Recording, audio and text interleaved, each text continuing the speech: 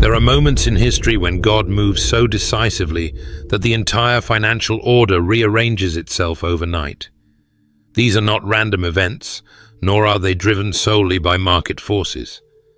They are heaven-ordained shifts orchestrated for a greater purpose. This isn't merely about wealth, it's about kingdom positioning. Today I believe the Spirit is whispering to those who have ears to hear, pay attention, because a billionaire shift is already in motion, and the ones who are ready will be the ones who carry it. When God moves in the marketplace, his actions are deliberate and strategic.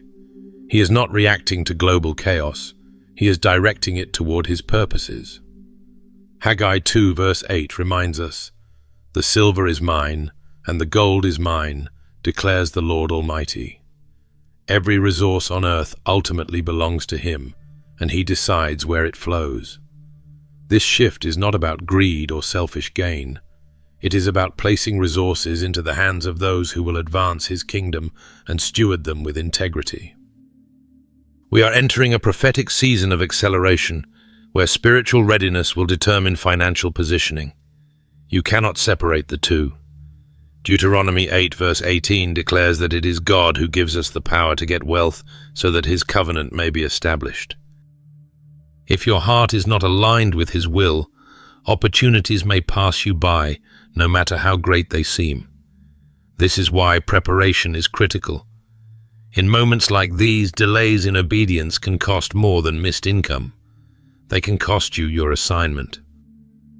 The world will label what's coming as economic upheaval, but heaven calls it a wealth transfer. Proverbs 13 verse 22 declares, "The wealth of the sinner is laid up for the just." This is not a distant hope. It is a present reality unfolding in front of those with spiritual eyes to see. However, this transfer is not indiscriminate. It is precise, flowing only toward those whose vision, discipline, and humility match heaven's requirements. We must see this moment for what it is, a divine realignment. Systems are shifting, positions are opening, connections are being rearranged. What may seem like disruption is actually preparation. God is clearing pathways for his people to step into influence, authority, and provision. But influence without purity becomes corruption, and provision without vision becomes waste. This is why the Spirit is calling his people to be alert, not passive, to be participants, not spectators. Some will miss this shift because they confuse comfort with security. They will cling to what is familiar rather than step into what is unfolding. But those who are sensitive to the Spirit will recognize the early signs and move decisively. This is not the season to hesitate. This is the season to listen closely, act boldly, and trust that God's hand is guiding each step. Your preparation determines your participation. The ones who have been faithful with little will now be trusted with much. Those who have learned to hear his voice in the small matters will be positioned to handle great responsibility in this economic turning. Heaven is not waiting for your perfection. It is looking for your readiness. By the time this shift settles, you will either be a testimony of God's divine positioning or a spectator wishing you had listened. I urge you, don't let fear, distraction, or indecision rob you of your place in this historic moment. Lift your eyes, steady your heart, and be ready. The movement has already begun. And in that very movement, God's Spirit is stirring the atmosphere with a sound that can only be discerned by those who have ears to hear. This is not the ringing of a clock on your nightstand. It is heaven's financial alarm vibrating through the spiritual realm to awaken those who have been lulled into complacency about their kingdom role in the marketplace.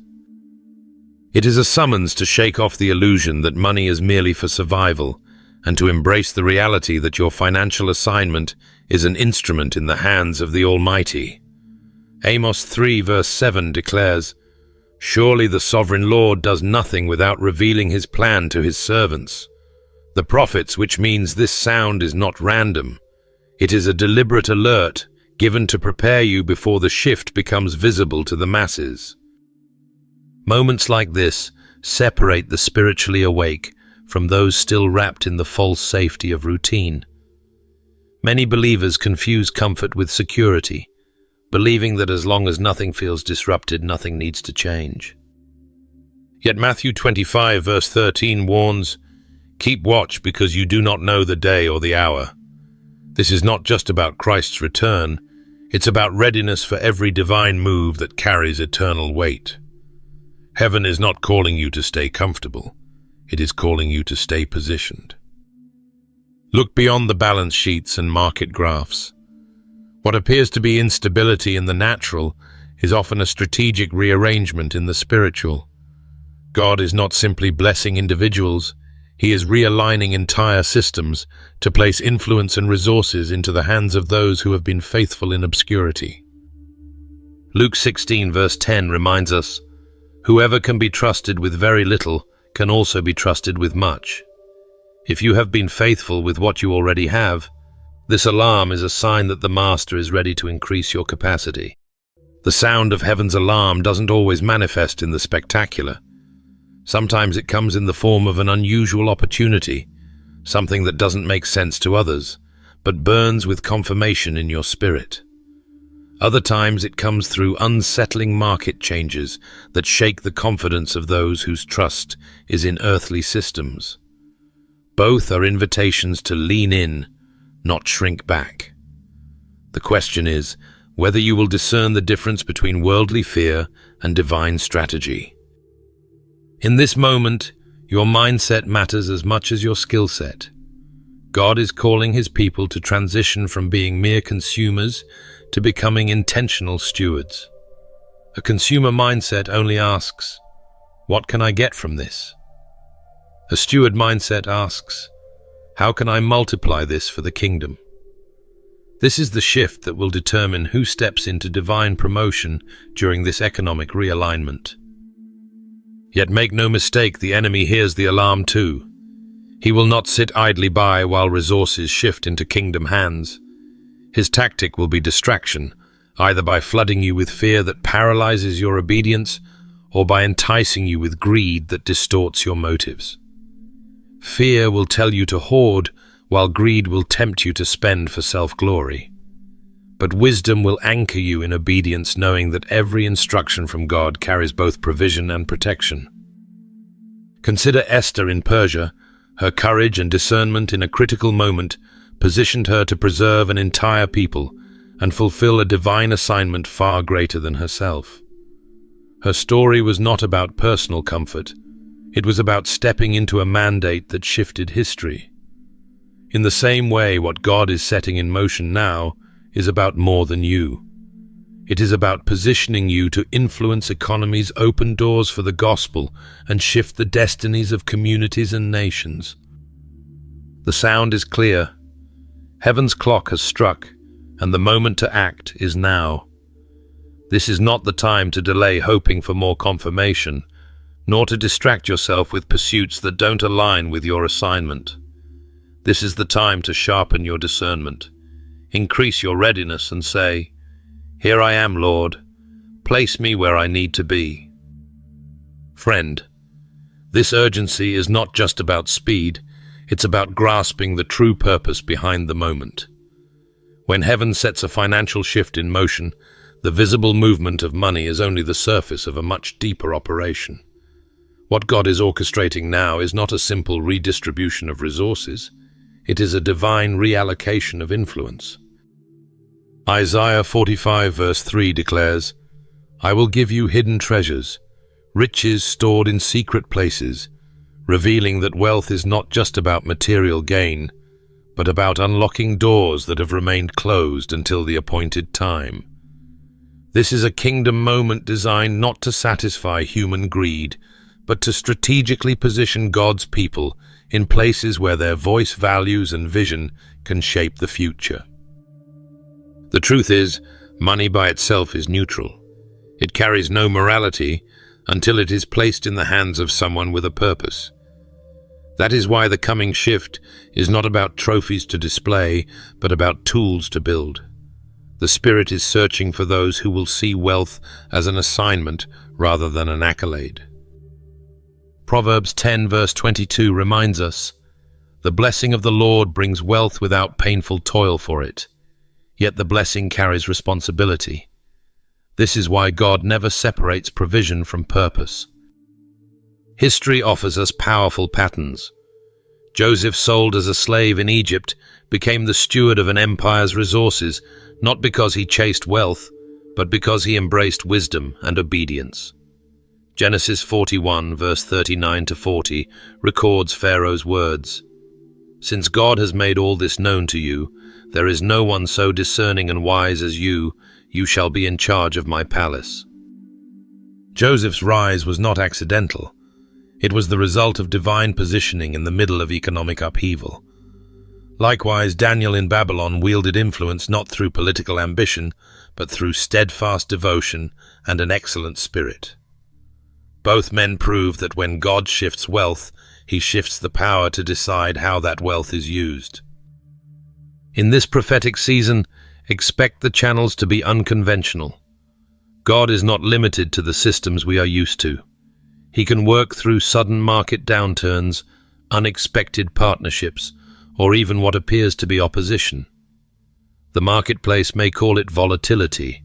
Heaven calls it divine reordering. Those who panic will miss their moment, but those who discern will recognize the opportunities wrapped inside the turbulence. It is vital to understand that this shift is not only financial, it is relational and positional. God may be moving you into new circles of influence, granting you access to leaders, decision-makers, and gatekeepers whose ears you never thought you would have. He may be placing you in industries or roles that carry greater visibility and leverage for kingdom purposes. Influence, after all, is the true currency of impact. Money can open a door, but influence determines what happens once you're inside. For some, this will mean being trusted with resources to fund kingdom projects on a scale you have never imagined. For others, it will mean stepping into positions of authority where your decisions shape the destiny of many. Either way, the wealth is a means to an end, the end being the advancement of God's purposes on the earth. If you only see money, you will limit your vision to personal gain. If you see the kingdom, you will realize you are being entrusted with a mantle. Isaiah's prophecy about hidden treasures points us to a God who conceals resources until the right moment and the right steward align. This is that moment for many in the body of Christ. The question is not whether the shift is coming, it is whether you will be found faithful, ready to carry influence without compromising integrity. In the days ahead, while the world debates markets and speculates on trends, heaven will be executing a precise prophetic transfer. The ones who understand that this is about mission, not materialism, will rise. They will move quietly yet powerfully, stewarding what God places in their hands, with the awareness that every dollar, every relationship, and every position is a seed for eternal impact. If your eyes remain fixed on temporary gains, you risk missing the eternal strategy unfolding before you. But if your heart is aligned with God's purposes, you will step into a role far greater than that of a beneficiary. You will become a vessel of transformation. The wealth may pass through your hands, but the influence will remain as a legacy, touching lives and altering history in ways that only heaven can fully measure. And yet such a legacy cannot be carried without discernment. God's movements are never random. When heaven initiates a shift, the earth begins to whisper clues before it ever roars with confirmation. Like a skilled watchman on the wall, you must keep your spirit attuned, because the first indicators are often subtle enough to be missed by those distracted with noise. Jesus challenged his listeners in Matthew 16, verse 3. "You know how to interpret the appearance of the sky, but you cannot interpret the signs of the times." His words remind us that discerning the moment requires more than sight, it requires spiritual perception. One of the earliest markers of God's financial repositioning can be seen in unexpected changes in leadership or policy. These are not merely political or corporate shifts. They are strategic realignments where God removes, replaces, and repositions people to create openings for his purposes. You may notice certain individuals suddenly promoted, others stepping aside, or structures being dismantled that seemed untouchable for years. These moments often precede new avenues for kingdom influence and provision. Sometimes the evidence of a shift comes wrapped in what the world calls a crisis. It was during a devastating famine that Joseph rose to power, and it was in Babylonian captivity that Daniel's wisdom outshone every advisor. What looks like instability to the world can be the very environment in which God's people are uniquely positioned to thrive. These seasons demand courage because opportunities will not come packaged in comfort. They will emerge in the middle of uncertainty, calling for faith-led action. Another unmistakable sign is the alignment of prophetic confirmations. When you hear the same message or stirring from multiple trusted, spirit-filled voices, it's rarely coincidence. The Holy Spirit often orchestrates a chorus of agreement to validate that a move is not born of human ambition, but of divine intention. John 16 verse 13 assures us that the Spirit will guide you into all truth, and his guidance often comes with multiple witnesses, each adding weight to what God is revealing. You may also see abrupt changes in economic trends or markets, sudden drops, rapid surges, or unusual fluctuations that disrupt predictable patterns. While analysts debate causes, discerners understand that God can use such volatility as a divine setup. These are the moments to press in prayer for strategy and seek clear instructions rather than retreat in fear. Relational realignment is another powerful sign. God will often shift the circle around you to prepare you for where he's taking you. It is a spirit-empowered courage to step out in faith even when the full picture isn't visible. This inner prompting often comes with peace in the face of risk, a confidence that the same God who calls is the one who equips. However, it is important to recognize that timing is everything. 1 Chronicles 12 verse 32 speaks of the sons of Issachar, men who understood the times and knew what Israel should do. Understanding is not enough. Obedience is what turns understanding into impact. Delayed obedience can mean missed moments, and in a season of rapid shifts, hesitation can close doors as quickly as they open. The ability to read heaven's signals is not a spiritual luxury, it is a kingdom necessity. God is speaking through events, relationships, opportunities, and even restrictions. Those who train their eyes and ears to discern these signs will not be shaken by sudden changes in the earth. Instead, they will move in step with heaven's rhythm, confident that the same God who reveals the signs will also reveal the strategy. You see, increase without discipline is a dangerous gift. God's kingdom economy does not function on emotion or impulse. It is anchored in stewardship, maturity, and self-control. Proverbs 21 verse 5 reminds us, "The plans of the diligent lead to profit, as surely as haste leads to poverty." That's not just good financial advice, it's a kingdom principle. God will never entrust something to you that your character cannot sustain. And discipline is the safeguard that ensures provision serves his purpose, rather than destroying your focus. Think of Joseph. When Pharaoh placed the entire wealth and food supply of Egypt in his care, Joseph didn't spend the 7 years of abundance celebrating and consuming. He used those years to store, strategize, and prepare for the famine that would follow. That kind of foresight is not born from convenience. It's forged in the fire of daily discipline. His obedience didn't just feed Egypt, it preserved entire nations. The same pattern applies now. God is not just releasing resources so you can enjoy them. He is equipping you to preserve, protect, and multiply them for kingdom impact. Discipline is more than a financial habit. It's worship in action. Every time you say no to waste, every time you resist greed, every time you choose generosity over indulgence, you are declaring to heaven and to hell that God's resources are holy. Luke 16 verse 11 asks, "If you have not been trustworthy in handling worldly wealth, who will trust you with true riches?" The implication is clear. How you handle what's in your hand now determines whether heaven can release what's next. This kind of stewardship requires self-control, which is proof of maturity. Spiritual infants want the blessing without the boundaries, but kingdom adults understand that boundaries are what keep blessings from becoming burdens. Paul wrote in 1 Corinthians 9 verse 27, "I strike a blow to my body and make it my slave, so that after I have preached to others, I myself will not be disqualified." That's not a verse about punishment, it's about preparation. You can't lead where you haven't learned to govern yourself. Consistency is another hallmark of discipline. It's not enough to be obedient once or twice. The weight of greater assignments rests on the shoulders of those who have built a track record with God. This is why discipline is as much about the small, unseen choices as it is about the big public ones. Heaven is watching the moments no one applauds, those times you budget when no one knows, save when no one's watching, give when no one's keeping score.